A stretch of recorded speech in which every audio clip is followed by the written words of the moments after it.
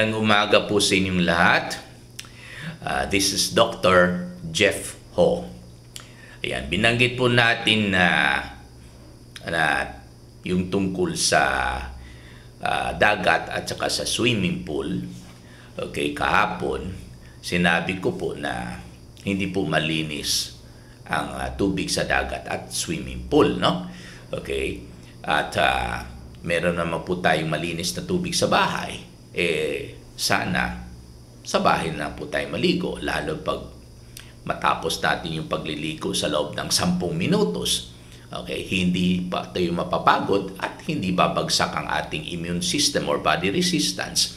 Hindi tayo magkakasakit, no? Samantala, pag nasa dagat po tayo or swimming pool, hindi naman kontento, lalo yung mga anak natin na 20 minutos lang sa pool o kaya po sa dagat, hindi naman po sila kontento, no? Okay? Gusto nila 3 oras o kaya buong araw. Anong mangyari kinabukasan? Siyempre, napapagod sila, bumagsak ang kanilang immune system o body resistance.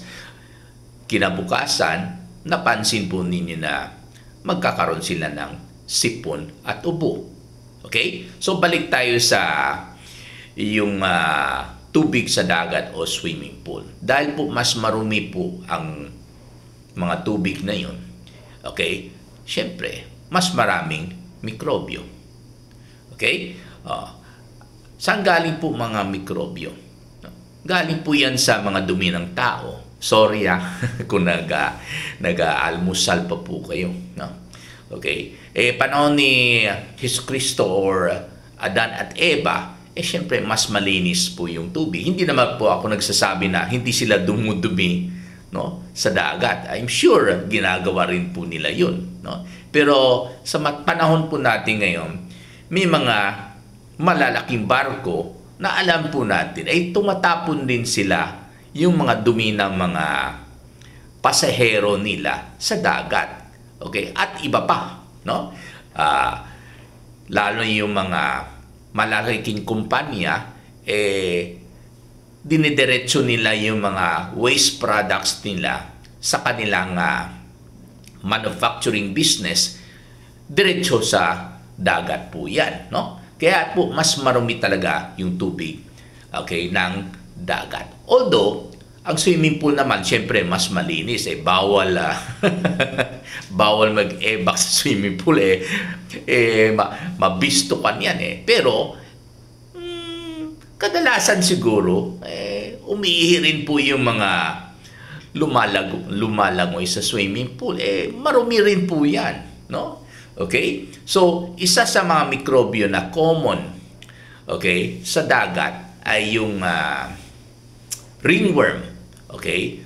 Sa Tagalog po bunti pag buong katawan or kaya po alipunga pag ang ringworm po ay nasa paa, lalo na sa pagitan ng mga daliri ng paa. Okay? So, bakit ringworm? Kasi ang hugis po parang ring, no? Sa balat, parang ring ganito. Ayan. At palaki at palaki at palaki pag hindi niyo pinapagamot kaagad, no? Bakit mas mahilig sila sa paa, lalo sa daliri ng mga paa? Okay? 3 factors po yan. Okay? Pag ang balat po ninyo ay palaging basa, ayan, number 1 yan, kandidato na magkakaroon po kayo ng buni. At number 2, pag mainit yung balat ninyo, lalo sa pagitan ng mga daliri ng paa natin, ay syempre pag nagsusuot po tayo ng sapatos, no, ng matagal, no, lalo yung mga security guard sa mga mall, no, minsan 12 oras hindi nila tinatanggal ang sapatos, no, hindi naman dahil sa mabaho yung paa nila. Joke lang.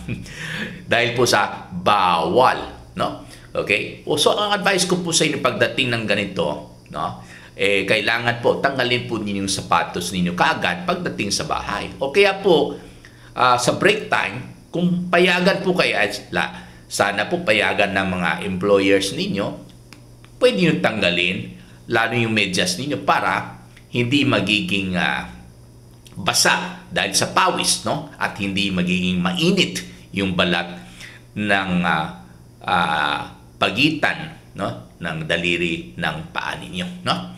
Pangatlong factor, pag marumi po yung balat ninyo. So, kailangan mananatiling tuyo ang ating balat. Number 2, mananatiling hindi mainit yung balat natin. At pangatlo, mananatiling malinis yung balat po natin, no? Okay? So, sa pagliligo naman po sa dagat o swimming pool, okay, kailangan mag-shower po kayo kaagad, no? Para matanggal po yung mikrobyo kaagad, no? Okay? Sa palagay ko, habang nagliligo, okay, hindi naman po kumakapit yung mikrobyo sa balat ninyo. Kasi pag ganun yung tubig, di ba? Okay, pero ang problema, okay, pag nasa upuan na po kayo, galing kayo sa dagat o pool, syempre, magchika-chika po kayo, tatagal yung tubig sa balat ninyo, no? May mikrobyo po yan. Syempre, kakapit yung mikrobyo at pasukan yung balat po niyo. So, kailangan mag-shower kaagad at, syempre, punasan kaagad. Okay? So, wala naman po talaga or hindi naman po talaga masyadong masama pag maligo po kayo sa dagat o pool, no? Okay? Okay, mag-shower kaagad kayo at punasan ninyo kaagad yung balat po ninyo. Ayan. Sa ganun po hindi na po masyadong magalit rin ang mga may-ari ng beach resort at swimming pool. Maraming salamat po.